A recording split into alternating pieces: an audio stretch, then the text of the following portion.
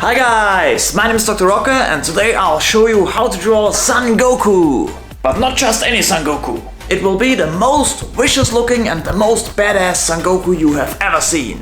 And we will draw the whole thing in a Western comic book style. So take out a pencil and a piece of paper, cause it's time to draw! Okay guys, and we start with a line from between the shoulders and also the line from the middle of our chest. The whole chest is just kind of a rectangle, and we draw two circles for the shoulders and we already draw in the hands. The forearms are very foreshortened, and at the end of the forearms there are the fists, of course. And there I will draw in the head in a second. I think this one was a little bit too low, so I will redraw it in a second. And by the way, the whole thing is sped up a little bit. As you can see, it's a very fast movement. Yeah, there goes the head. Okay, so make sure that the chin is not too low. That's a better way how I do it right there. So, like I just said, it's sped up a little bit, but I think it's good enough to draw along. You can always pause the video if you want to draw along directly, but you can also use my Instagram account to use all the reference, because all the reference will be with all the in-between steps on my Instagram account. Usually I post all of my drawings, and I post the drawings from the tutorials where I draw specific characters, like this one today. These I post at the same day I post the video, so you should be able to go to Instagram right now and get the post from Son Goku with all the in-between steps when you swipe the post to the side. You can see it's a very simple pose because I wanted to concentrate on all the gore, all the blood and the splatters. So I thought a simple pose would be best in this case. Now we're already drawing in the head. I didn't draw the eyes as big as in the manga or anime series, but still it's a little bit bigger than I would usually draw it in a Western comic book style drawing. But yeah, I wanted to get something like in between, so you can still see it's Son Goku, but on the other hand, it shouldn't look too much like an anime character. He has very floppy ears, which I really like about Son Goku. It's a really cool style, a cool look. So make sure that they are big enough. And what always helps to make him look more mean and vicious is to let some of the hair hang over his eyes and in his face. That's very cool. Yeah, what I never managed to do is to draw a Son Goku without the hair like it's drawn in the anime series, because this hair right there, it's not something you would draw in a Western comic book style drawing.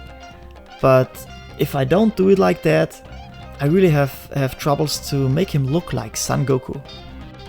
But I guess it's okay enough if he has hair like that, and still it will be a Western comic book style drawing, because I will hatch the heck out of it just to prove my point that this is a Western comic book style drawing, but also because I really love to hatch my drawings.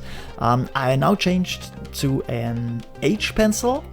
Before I was using a 2B pencil, but for the details, smaller details like I'm drawing right here in the face, an H pencil is way better because the lead is harder and you can draw harder lines and thus more details.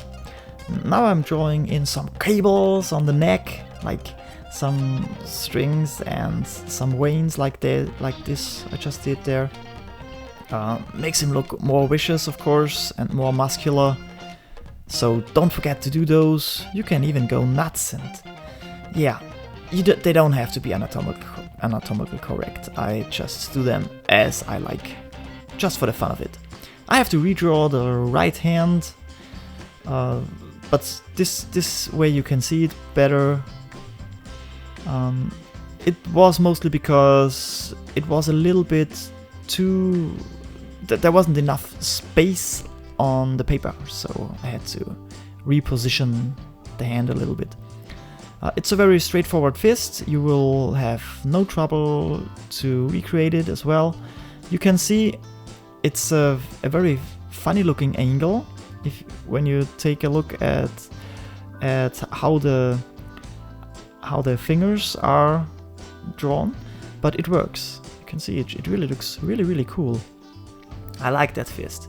And it's almost the same one on the other side, but vice versa. But just follow my lead, use the reference from Instagram, or just pause the video. That's also helping a lot. The best thing to do would be to watch the video once and then watch it again and draw along. I guess that's the way you will get the best results with. Draw along and pause it whenever you have to. And like I think I said that earlier, that I sped this part up a little bit, but just a little bit, so you can follow along better. I will speed up the video quite a bit when we are working on the strong blacks and all the inking stuff, because the most important stuff is what we are doing right here, the gesture drawing.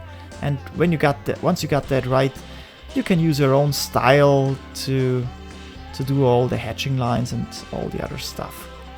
Very important to draw very nice looking ribs and the muscles around the ribs. Yeah, and since this is a straightforward pose, those are quite easy. Just try to make them same size, left and right, so it won't look weird. And of course he needs his belt, although his belt are a lot of strings kinda. And with the trousers, I should have went for more fabric. So if you should be redrawing this, you might consider to make the trousers a little bit bigger and use more fabric. Then it's more like in the anime and manga drawings. You can see his left leg is more near to the camera, so he's stepping, like his left leg is just stepping towards us. The right leg is a little bit behind. Okay, yeah, and I'm sorry if I tell you some things 2 times or not at all, which you wouldn't know, but I just recorded the whole thing in one sitting, and then I realized I didn't record at all. There was some weird issue with my microphone, so I'm doing this the second time. So yeah, anyway, this is a detail I just wanted to draw in. That's nothing Sangoku really has on the drawing I found of him, but I just thought some of those rings, some strings, that just looks nice and looks cool. Since I didn't draw any closings from the upper body, I thought it might be nice to have some more details. And here you can see I really sped this part up quite a bit. I'm defining some of the strong blacks. It's just a light source coming from above and slightly to the left, and I will draw in a light source. You can already see it on his face. A rim light, a light source that's coming from his left side, producing the rim light. You will see later on a little bit better as well. Yeah, and you can see it. It's a big difference to use the strong blacks. The whole drawing looks way more three-dimensional, of course. And here you can see the rim light pretty good. And now we are already working on the veins. He needs to have a lot of veins, so he looks really vicious.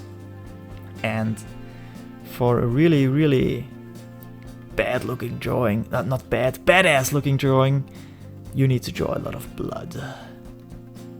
That looks awesome, I think. But it's also a lot of work. So if you want to have a little bit less work, or maybe even if you are planning to color this piece, which I unfortunately will not have the time to do, but it would look cool. in color, I have to admit that. What I wanted to say, if you are drawing this and you want to color it, you might even leave out the hatching lines, because they are so much work when there's so much blood everywhere. So if you want to invest more time in coloring, you might even go ahead and don't hatch at all, or at least don't do as many hatching lines as I did, because you will see in a second I really hatched a lot, and it's really hard to do a lot of hatchings when you have to break up the hatching lines all the time because of all the blood everywhere. And the absolute easiest way to draw a thing like that is to draw Son Goku just with his ripped clothes and all the stuff, and then draw the blood in digitally. That would save you a big amount of time, I dare say. So if you're drawing digital, that would definitely the way I would do that. I would just draw the whole thing, and then I would draw in all the blood later on an extra layer. I tried out this new pen. It's a brush pen, but unfortunately the ink is really shitty. Sorry for the poor choice of words, but it's not drying at all. I'm using bristle paper. It's a Strathmore 200 bristle paper, which is a great paper for all of the... And here you can see it. That was the next day, guys.